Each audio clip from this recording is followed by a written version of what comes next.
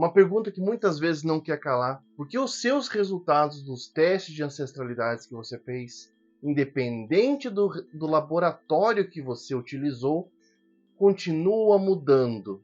É um tanto estranho isso, né? Você olha e tem um percentual grande de italiano e baixo de português. E numa atualização que acontece, isso é invertido. De repente o português vai lá para cima e omite o italiano. E você olha assim, ué, mas e tudo aquilo que eu imaginava tá errado?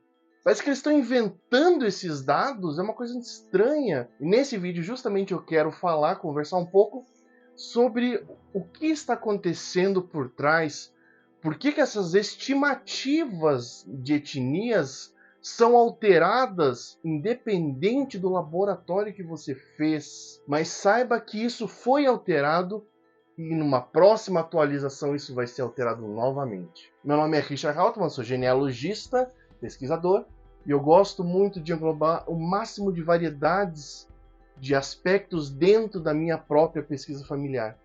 E um desses aspectos são justamente os testes de ancestralidade. Pois bem, essas estimativas de etnias que a gente recebe nos resultados dos testes de ancestralidade não está mostrando como se fossem bandeirinhas dentro do nosso DNA, como se aquele pedaço ali do nosso DNA viesse lá da Eslováquia, esse pedaço aqui viesse da Gâmbia, esse outro trecho aqui do nosso DNA veio lá da Tailândia. Não, não é assim que o nosso DNA mostra e como é analisado o nosso DNA. Os laboratórios eles utilizam painéis de referências ou populações de referências.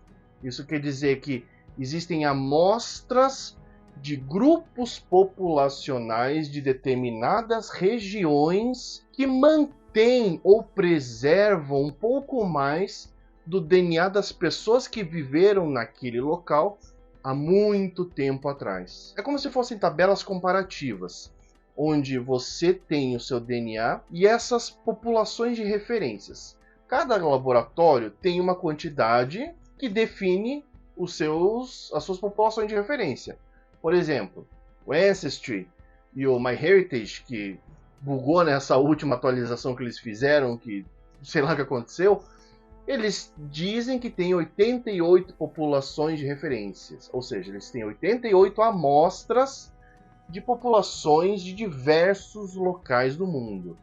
Obviamente, existem muito mais populações, amostras que existem no mundo do que essas 88, mas são as que elas têm no momento. E quando eles recebem então a sua baba, a sua saliva lá nos laboratórios, eles vão analisar o seu DNA, comparando com esse banco de dados, essas amostras de populações, painéis de referências que eles possuem.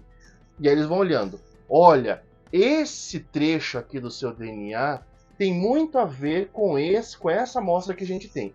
Esse trecho representa essa amostra.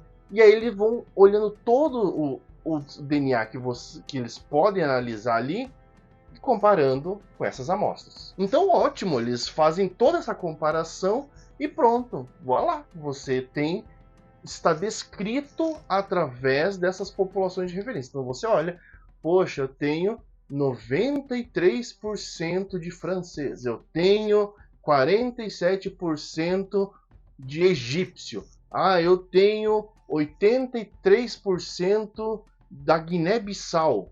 Enfim, das amostras que eles têm, e é possível comparar com o seu DNA. E aí, quando há uma atualização, porque mistura tudo de novo, e tudo que você imaginava, que você já tinha especulado, que você tinha estudado em cima daquilo, você olha assim, ué, estava errado.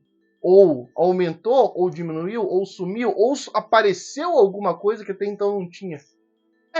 É assim que funciona. Vamos fazer uma comparação com esse mapa aqui de 1520. O que tem esse mapa? Ele está mostrando aqui, é um mapa então extremamente antigo, né? Vamos ver que ele tem 500 anos esse mapa, né? Então a gente pode olhar que parte dele representa, aqui a gente consegue enxergar aqui América do Norte, América do Sul, mas é óbvio que América do Norte e América do Sul não são dessa maneira. Mas por que era assim naquela época? Porque essa era a melhor representação que os cartógrafos ou as pessoas que faziam esses mapas naquele período tinham. Eram essas informações.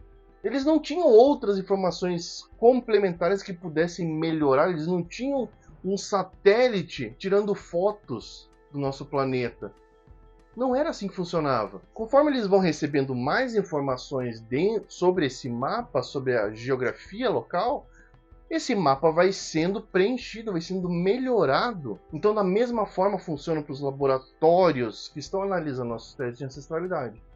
Conforme eles vão ampliando as amostras que eles possuem, esse banco de dados, mais detalhado, mais claro vai ficando as informações. Por exemplo, não existe amostra de todos os povos originários indígenas aqui do Brasil. Não existe essa amostra em nenhum laboratório. Mas pensa se existisse. Como seria detalhado o seu DNA dentro dessas amostras? Ficaria muito claro a qual grupo, se é que você possui alguma origem indígena dos povos originários, ficaria muito claro você delimitar. Não, eu pertenço a minha herança genética provém desse grupo. A minha herança genética provém desse grupo, lá daquele outro grupo. É muito mais fácil, porque você possui essas amostras. Da mesma forma para todos os países atualmente. Antigamente eles não eram países. Eles eram grupos. Imagine grupos de pessoas que às vezes migravam de um lado para outro, se misturavam já naquela época, óbvio. O que hoje a gente entende às vezes como um país são diversos povos antigamente. Então, imagina se você tem diversas amostras de, sei lá, de Portugal. O seu resultado não sairia como Portugal, sairia como o nome de determinado povoado, determinada amostra daquele local. Não é Portugal, mas um grupo. E quando eu falo grupo, não quer dizer um grupo pequeno, não é meia dúzia de pessoas. Não, não. Às vezes é uma região inteira do que hoje a gente entende como um país. E um dos pontos importantes é esse justamente, né? Umas pessoas que eu estava fazendo uma mentoria uma vez, falou assim, não, eu tenho 20% Itália, segundo mostra ali, né? Mas dentro das minhas pesquisas, eu não encontrei nenhum ramo italiano. Eu encontrei suíços, alemães, mas italiano não. Mas por que aparece essa porcentagem de 20% italianos para mim? E aí a gente pode entender justamente por isso, né? Primeiro porque os países não tinham esses limites que a gente tem hoje, né? Que daqui a pouco também pode mudar também. Um grupo, ele não se restringe a uma delimitação geográfica. Então, olhando um mapa onde essa amostra italiana indica, a gente percebe que tem um pouco uma região que pega ali Áustria, Alemanha. E aí faz muito sentido esses 20%. Não quer dizer que seja centrado ali. Ele é um grupo que expande as fronteiras geográficas. Por isso é tão importante a gente também contextualizar a nossa pesquisa. Quando a gente encontra determinada amostra, alguma referência nos nossos próprios testes de ancestralidade, que a gente possa comparar com as nossas pesquisas e analisar, opa, aqui está indicando algo, faz sentido, isso aqui bate com isso aqui não bate com isso. Por que não bate? Qual é a relação? E aí a gente ir para o contexto, porque a Itália só se torna Itália ali na metade do século XIX. E antes eram reinos, eram grupos populacionais grandes, mas eram grupos. A Alemanha da mesma forma, a França, todos esses países eles foram sendo moldados com o tempo. Então, quando a gente tem essas estimativas, não está dizendo, não, você é, pegar o mesmo exemplo, 20% italiano. Não, isso se refere a 100 anos atrás. Não, não, não, não. Vai mais para trás, mais para trás. 500, 1000 anos atrás pode ser essa estimativa que está acontecendo ali. Então, você fala assim, não tem ninguém da Itália. Não tem ninguém da Itália na sua pesquisa que chegou a 200 anos atrás.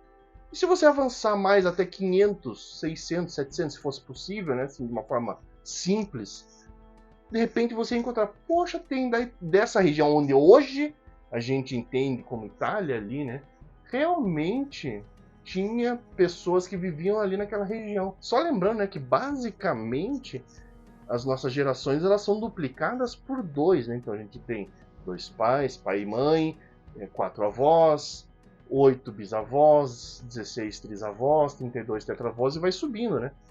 Caso não haja casamento entre eles, né? De uma forma teórica funciona perfeitamente bonitinho assim. Então conforme a gente vai subindo, a gente vai ter muita gente lá em cima. Muita gente que veio dos mais diversos lugares. E a gente não faz a menor ideia. Não faz a menor ideia. E às vezes essa menor ideia está aparecendo ali nos testes de ancestralidade. Então, não ignore o que está acontecendo ali. Simplesmente, não está igual a minha. O meu teste de ancestralidade não bateu com a minha pesquisa. Vamos entender isso. Será que é relacionado às amostras que não são compatíveis? Ou é relação à cronologia que você não conseguiu avançar tanto a ponto de poder provar aquilo ali? Lembrando coisas simples, né? Na atualização do MyHeritage, que um dia há de vir, se ela for boa, porque ela travou em... Eu acho que eu tenho que fazer um vídeo sobre isso. Que eles indicaram que haveriam novas populações da África subsaariana, ou seja, abaixo do Saara, ali vários, né? Que são relacionados justamente com os povos, com as pessoas escravizadas que foram trazidas aqui ao Brasil. Então, esses tipos de amostra fazem muito sentido para as pessoas aqui do Brasil, da América no todo, que descendem nessas pessoas.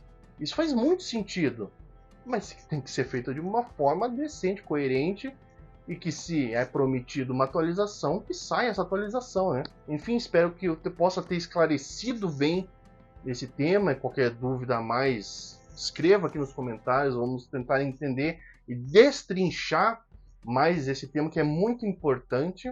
E se você gostou, obviamente, curta esse vídeo que ajuda a expandir, a divulgar mais esse vídeo e os demais vídeos do canal e ampliar então o alcance de todo o trabalho que eu tenho feito. Eu vou deixar aqui desse lado um vídeo em que analiso a atualização dos testes de ancestralidade das minhas filhas e desse outro lado com os pontos que o DNA pode te ajudar a aprofundar na sua própria pesquisa familiar. Grande abraço.